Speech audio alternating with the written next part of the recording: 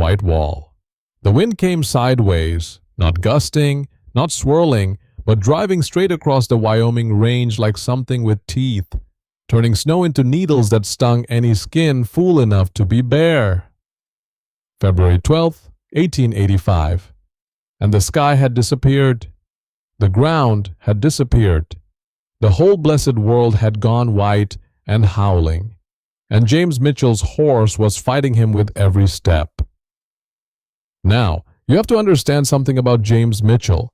He was 34 years old, owned 1,200 acres of good grazing land, had more money in the bank than most men see in 3 lifetimes, and was riding home to a house where nobody waited, not a wife, not a child, not even a dog. He rode past the Hadley place and saw lamplight in the window, the shapes of a family moving behind the glass, and he didn't slow down. He never slowed down at the Hadley place. It only made the last mile worse. He pulled his collar higher. His hands, big and capable and dry from years of rope and leather and reins, were going numb inside his gloves. The horse stumbled. James leaned forward, squinting into nothing. Home was maybe 2 miles east, but 2 miles in a whiteout might as well be 200. That is, when he saw the shape, it was not much. Just a dark smear against all that white. Something that did not belong to the landscape, canvas flapping, wood at a wrong angle. He turned his horse toward it and the wind shoved him sideways, but James Mitchell was stubborn the way only lonely men can be stubborn, and he kept on. A wagon, broken down, front wheel shattered clean off, the whole rig listing hard to one side, canvas top half torn away by the wind, and beneath what was left of it, a woman, curled around 2 small bodies like a bird shielding her nest, her coat spread over them, her back to the storm. She was singing, Lord help him, she was singing to those children, quiet and steady, her voice barely carrying over the wind, but singing all the same, something about a mockingbird. Ma'am, James swung down from his horse, boots punching through the crust of snow. Ma'am, you can't stay out here.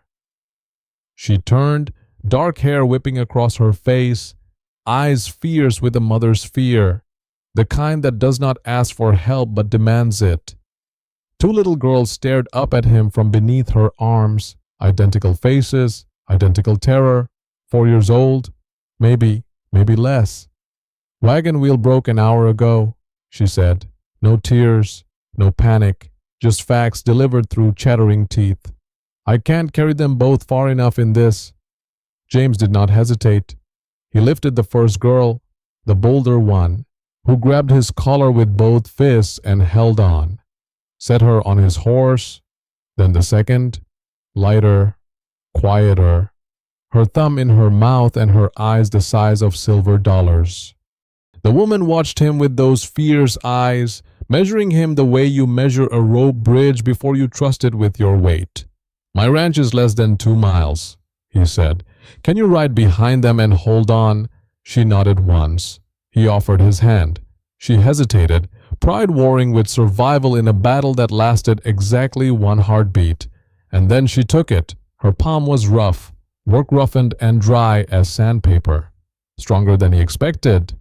James led the horse into the white wall, leaning into wind that wanted to push him backward into nothing. Behind him, 3 lives he had not known existed an hour ago.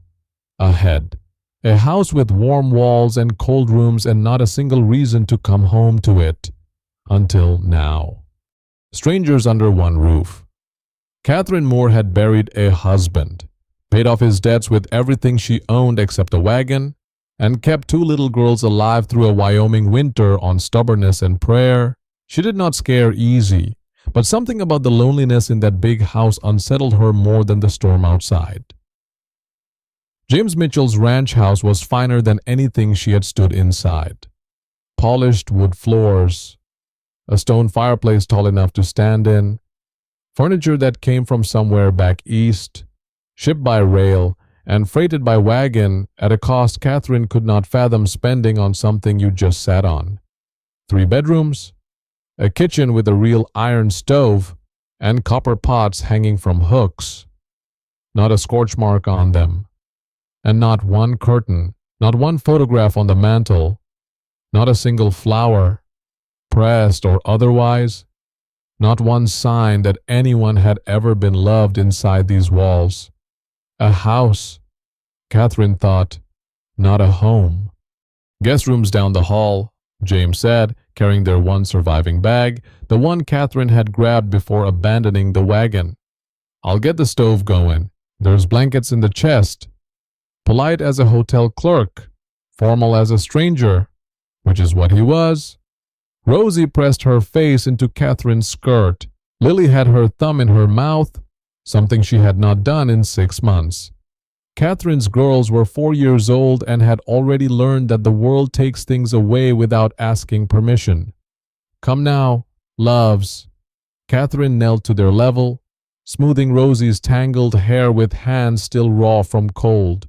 She caught sight of her own fingers against the fine wool of a borrowed blanket and tucked them quickly behind her back. Cracked knuckles and split nails had no business touching things this nice. We're safe now. The kind man has a warm house. She warmed milk on the stove, braided their hair because the routine steadied them, sang the mockingbird song again. Quieter now, because the walls held sound close. The girls ate bread and milk and fell asleep on the guest bed in a tangle of small limbs and borrowed quilts. Catherine stood alone in the hallway. Through the open doorway of the parlor she could see a shelf of books no one had touched, a chess set with dust on the pieces, a rocking chair built for two that only ever held one.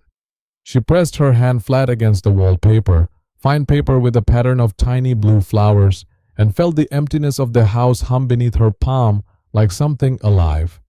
From the kitchen came the sound of James stoking the stove, plates being set on a table, one plate, then a pause, then 3 more, as if he had to remind himself how many people were eating tonight. He appeared at the end of the hall. Lamplight behind him made him look taller than he was. Storm's getting worse, he said quietly. Could be days. Catherine nodded. Of course it could.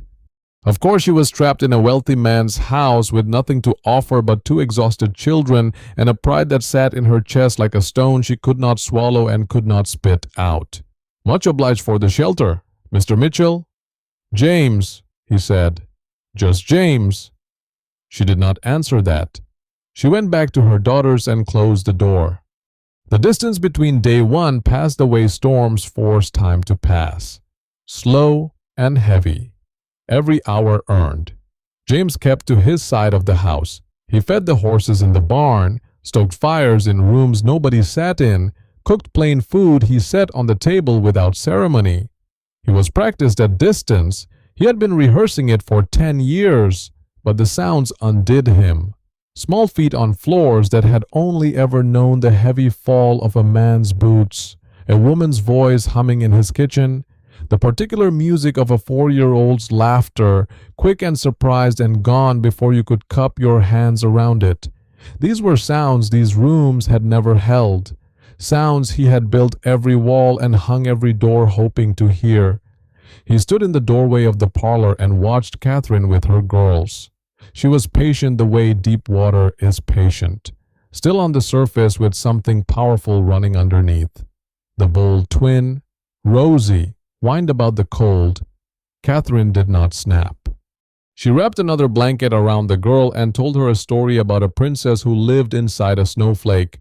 The quiet one, Lily, wanted her doll, left behind in the wagon. Catherine fashioned one from a dishcloth and 2 buttons, her roughened fingers working quick and sure, and Lily clutched the thing like treasure, all of it done with those hands, red and cracked at the knuckles, hands that had worked harder than any hands ought to, and gentle. Lord, so gentle when they smoothed quilts around sleeping daughters, when they tucked stray hair behind a small ear, when they held a cup of warm milk steady for a child to drink. James turned away before she caught him staring. Later that evening, banking the fire for the night, he noticed something Catherine had carried from the wrecked wagon, not cookware, Not spare clothing, not a single practical thing, a small bundle of scrap paper tied with kitchen string, drawing paper, even in crisis, fleeing a broken wagon in a killing blizzard with two babies and no help coming. She had saved the paper her daughters drew pictures on, because that is what mattered to her. Through the wall, Catherine's voice, barely a whisper. "We're safe. Loves. The nice man won't let the storm get us." James pressed his hand flat against the cold plaster. He stood there a long time, listening to the silence after her words settled. And something he had kept locked down for years shifted inside his chest like a beam finding its true weight. Nobody had ever trusted him with something this important. Small bridges. Have you ever watched someone discover they are good at something they never once tried? That was James Mitchell on the floor with those little girls. Day 2. Catherine had announced at dawn that she would be cooking breakfast. Not asked, announced. "I won't sit idle in another person's house. James, I aim to earn our keep." "Ma'am, you're my guest. You don't need to earn a thing. I'm a woman with 2 good hands and I know my way around a stove." She was already reaching for the flour bin. "Where do you keep your salt?" He showed her. Then he retreated to the parlor, because Catherine Moore in a kitchen was a force that did not require or tolerate assistance. But the twins had not followed their mother. They stood in the doorway watching James with identical expressions of cautious curiosity. 2 small cats deciding whether a new piece of furniture was safe to approach. He sat on the floor. He was not entirely sure why. Something about being tall felt wrong around small, frightened creatures. He found a set of wooden spoons and a tin cup and began constructing a tower on the rug. Rosie watched. Lily watched. The tower grew. 4 spoons high, wobbly, ridiculous. Rosie knocked it down with a swing of her arm and a shriek of delight. James built it again. Lily giggled. The sound cracked through that house like the first bird call after a long winter, and James felt something loosen behind his ribs that had been cinched tight for longer than he could remember.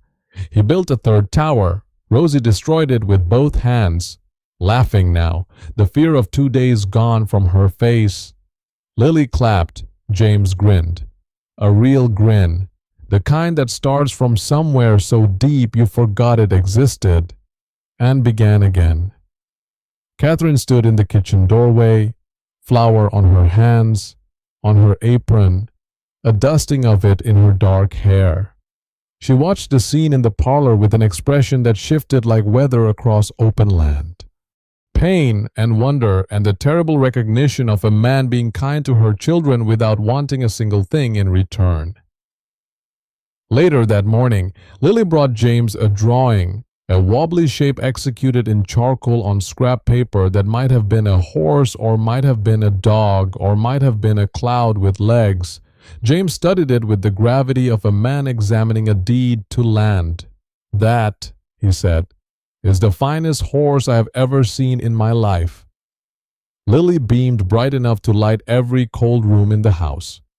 That evening James told the girls a bedtime story.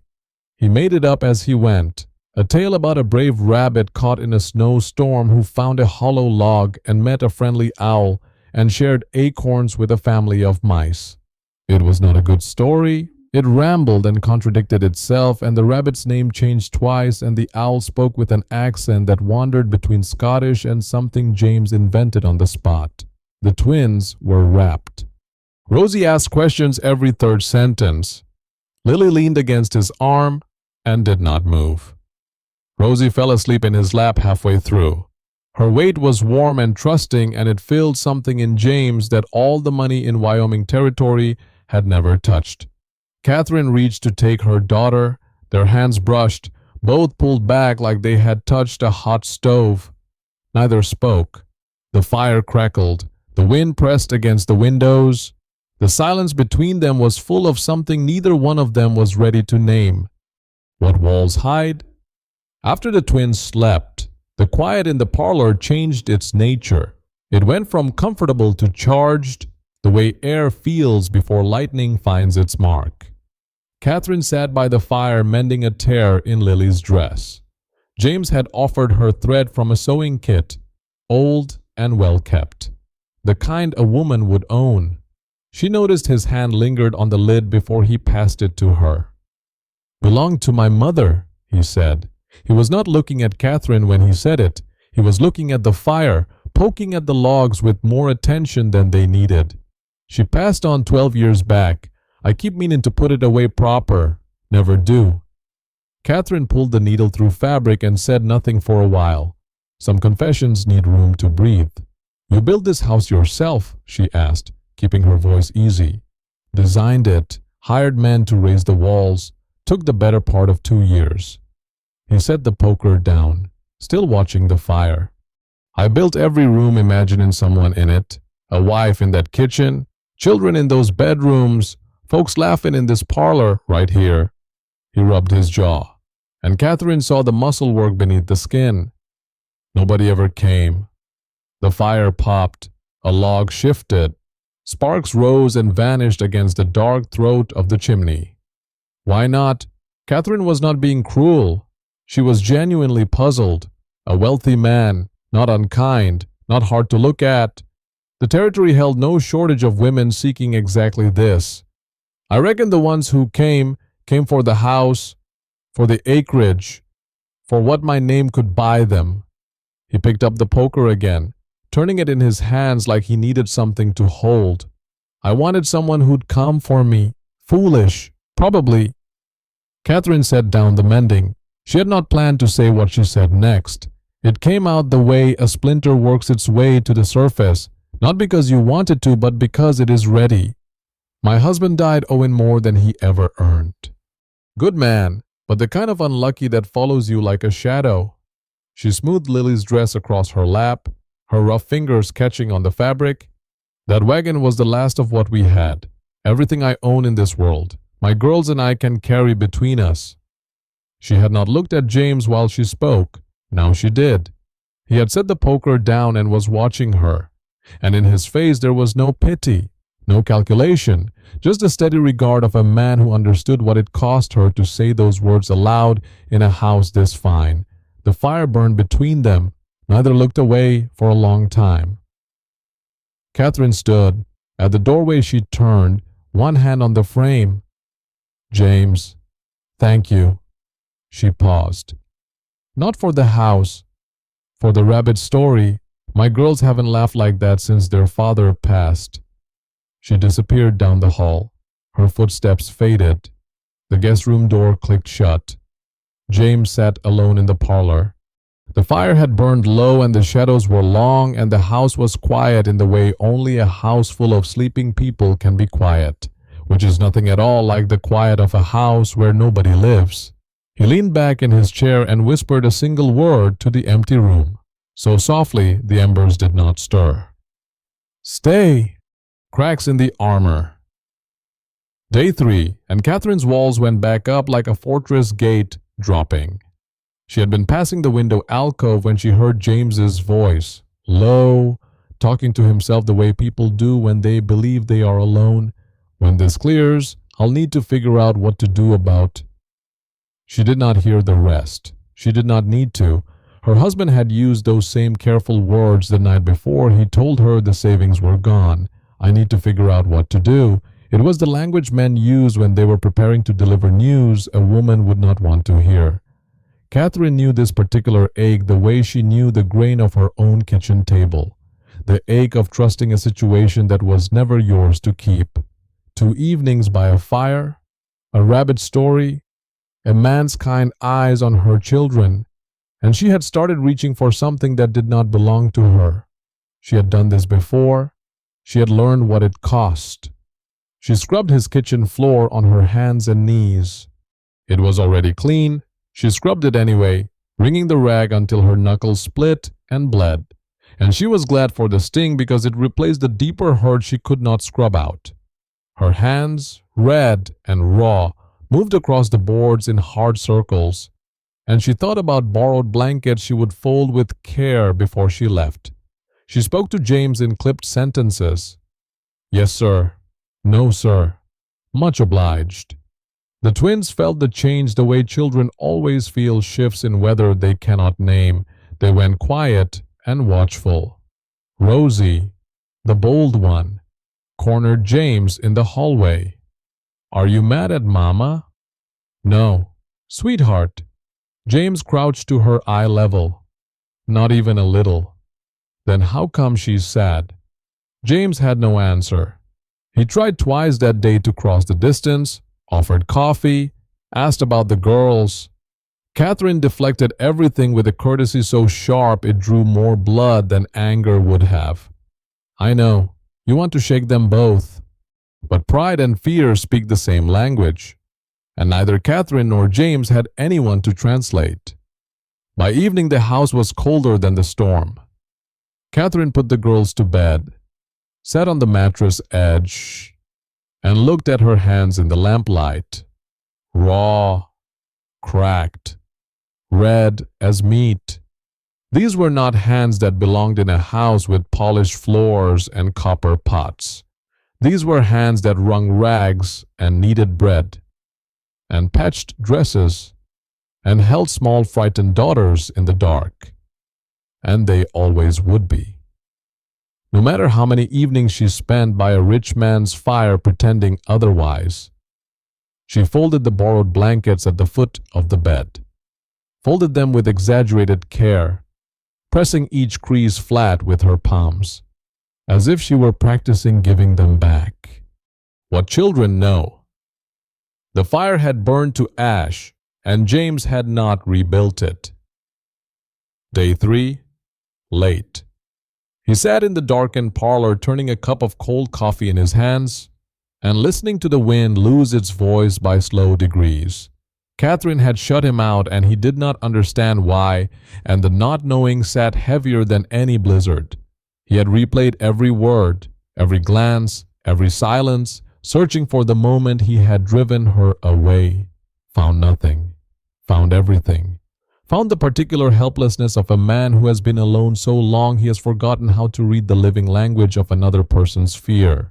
Here is what James Mitchell understood at 11 o'clock on a February night in an empty parlor. He was falling in love with a woman who would walk away the moment the snow melted, and the old loneliness, the one he had carried so long it felt less like a wound and more like a rib, had doubled its weight because now he knew exactly what its opposite felt like. Small footsteps in the hallway. James looked up. Lily stood at the edge of the lamplight, blanket trailing behind her like a queen's train, eyes enormous in the dim. Mr. James! Hey there, little one! You ought to be sleepin'! Mama's crying. Lily's lower lip trembled once, hard. She's crying quiet so we won't hear, but I hear. James's hands went still on the coffee cup. His breath stopped. His eyes closed. When he opened them, Lily was still there, waiting for him to fix a thing no 4-year-old should have to carry to a stranger's door at 11 o'clock at night. He set the cup down carefully as if it were the last fragile thing in the house. He lifted Lily and carried her back to the guest room, tucked her in beside her sister, smoothed the blanket with hands that were not quite steady. At the doorway he straightened up and met Catherine's eyes across the dim room. Red-rimmed, no mask, no politeness, no armor. Just a woman exhausted from carrying everything alone for so long that her arms had forgotten any other position. He did not step closer, did not reach for her, did not offer money or solutions or a single word of pity. You're not a burden, Catherine. His voice was low and rough as unfinished lumber. You and your girls are the first people who've made this house feel like a home, and I ain't in any hurry for that feeling to end. She pressed both hands against her mouth. Her shoulders shook once. She nodded. He left. In his own room, James lay listening to the wind shift. Quieter now.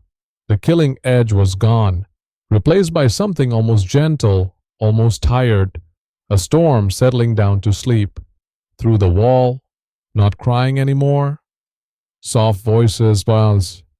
Catherine reading to her daughters, the three of them murmuring together like water over smooth stones. James closed his eyes and smiled in the dark. Here is what Catherine did not admit to anyone that night. Not to her sleeping girls, not to the quiet man on the other side of the wall, not even to herself. She was not crying about the storm. She was crying because she did not want it to end. Paper Hearts. February 14th, Valentine's Day. Morning light broke through clouds for the first time in 4 days, and the world outside blazed white and gold. Snow crystals catching sun like a field of scattered diamonds. The storm was not finished. Drifts still blocked the doors and wind still pressed against the eaves, but the fury had passed. What remained was hush, the enormous quiet that follows a blizzard when the whole land holds its breath and starts again. The twins woke knowing what day it was. Catherine had taught them about Valentines back in their one-room cabin, cutting hearts from old newspaper, drawing crooked flowers with berry ink. There were things you gave your children even when you had nothing else to give. "Mama, we need paper," Rosie announced, already on her feet. Catherine looked at the scraps she had saved from the wagon, drawing paper, wrinkled and water-stained. She spread the sheets on James's kitchen table, found scissors in a drawer. Rosie set to work with the fierce focus of a girl who attacks everything full speed. Lily worked slower, more careful, tongue pressed between her teeth, cutting her heart with small, precise movements. James watched from across the room. 3 heads bent together over that table, 1 dark and 2 honey blonde. Hands busy making love from almost nothing. Catherine was laughing, actually laughing, her whole face transformed by it. And James gripped the back of a chair because his legs were not entirely reliable. "Mr. James, Mr. James." Both girls ran to him holding their valentines out like offerings to a king. "Happy Valentine's Day." He knelt on the kitchen floor, took the crooked paper hearts in his big hands and held them the way a man holds a deed to land he has wanted all his life. Rosie's heart was bold and lopsided. Lily's was smaller, more careful, with tiny flowers drawn in the corners. "These are the finest valentines I have ever received," he said, and his voice was not steady. It was not steady at all. Lily leaned close. Her breath was warm against his ear. Her whisper carried through the whole room like a bell. "Can he be our papa?" The silence that followed was enormous. It filled the kitchen the way the blizzard had filled the valley, pressing against walls, pressing against chests, pressing against every careful thing 2 grown people had built to protect themselves from hoping too much. Catherine's face went scarlet. "Girls, you can't just do land sakes. Lily, you can't ask a person." James stood slowly. He looked at Catherine across 4 days of snowbound truth, the fear and the pride and the firelight confessions, and the children's laughter filling rooms that had never heard it, and a whispered word in an empty parlor that he had not known she would one day return to him. "Actually," he said, "I've been thinking the same thing." Catherine went still. "These 4 days showed me everything I need to know." He spoke quietly, the way a man speaks when every word matters and he knows he will not get a second chance to say them. "You're strong. You're loving. You're the most genuine woman I have ever met. Your daughters are wonderful. And I am a wealthy man, Catherine, but I have been alone in this house for 10 years, and you have been struggling out there with nothing but your own 2 hands and the love you give those girls." He paused, drew a breath. "I reckon what I'm asking is whether you'd let me stand beside you, not above you. Beside." Catherine stared at him. Her hands, those rough and beautiful hands, twisted in her apron. "James, I'm a poor widow with twins and a broken wagon. You could have anyone. I don't want anyone." He stepped closer. "I want someone who teaches her daughters to make valentines from scraps and finds joy in the middle of a blizzard. That's you, Catherine. That is only you." Catherine looked at her girls, at this man, at the paper hearts on the table, and the light breaking through the window, and the whole bright, impossible morning. She took his hand, her rough palm against his. The calluses met and held. "Then stay," she said. The word he had whispered to an empty room 2 nights ago returned to him like a promise kept. After the storm. The blizzard broke on the 15th, sun on snow, blinding and baptismal, a world scrubbed clean and made new. James opened the front door and the four of them stood on the porch squinting at the brilliance, the twins squealing at drifts taller than their heads, Catherine shielding her eyes with one hand and holding James's arm with the other. The same porch, the same valley, the same man, nothing was the same. March came gentle that year. Snow drew back from the land like a curtain pulled by a slow hand, revealing green underneath, tentative and tender, the color of things beginning. James and Catherine married on a Tuesday afternoon. Small ceremony. The minister rode out from town. 2 neighbors stood as witnesses. Rosie and Lily scattered wildflower petals down the porch steps because Catherine said every bride deserved flowers, even if they were picked wild from the hillside that morning. Catherine wore a dress she had sewn herself from fabric James bought in town. He had wanted to buy her something finer. She had looked at him with those fierce eyes and said, "I will wear what these hands made, James Mitchell, and that will be more than enough." It was, Lord, it was. The house changed the way a house changes when love moves in and takes off its boots and stays. Curtains appeared in windows that had been bare for a decade, blue calico that caught the afternoon light. Drawings covered the parlor wall. Wobbly horses and lopsided sons and stick-figure families where the father was always the tallest shape and always holding hands with everyone else. Small boots lined up by the front door, perpetually muddy, permanently in the way, and every time James nearly tripped over them, he smiled. His mother's sewing kit sat open on the table most evenings now, Catherine's hands working needle and thread while the twins played on the rug, and the fire talked to itself in the hearth. The broken wagon wheel leaned against the barn. James never fixed it. Catherine never asked him to. It stayed right where he had propped it the day the snow melted. Not a ruin, but a monument. A reminder that the thing which breaks your journey can be the very thing that brings you home.